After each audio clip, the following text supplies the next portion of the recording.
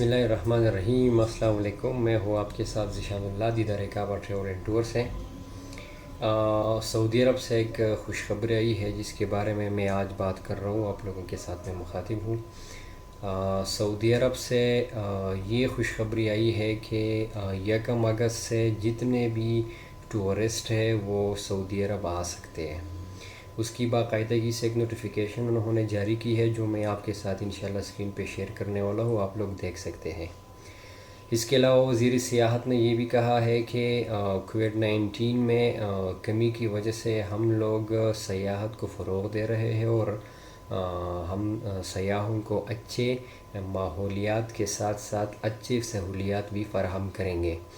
तो जितने भी टूरिस्ट है, जितने भी सयाह के लिए सयाहत के लिए सयाहती मकामात पर सऊदी अरब के लिए लोग जाना चाहते हैं तो वो लोग इंशाल्लाह 1 अगस्त से जा सकते हैं।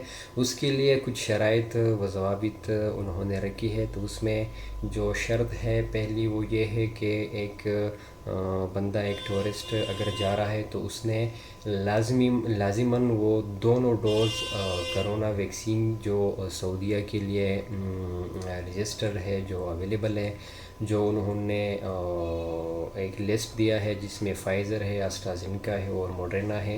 ये इन्हीं वैक्सीन में से किसी भी वैक्सीन के 2 डोज़ जिन्होंने लगवाए हैं वो लोग आसानी से सऊदीया के लिए टूरिस्ट वीज़ा पर जा सकते हैं। तो ये थी आज की ख़बर।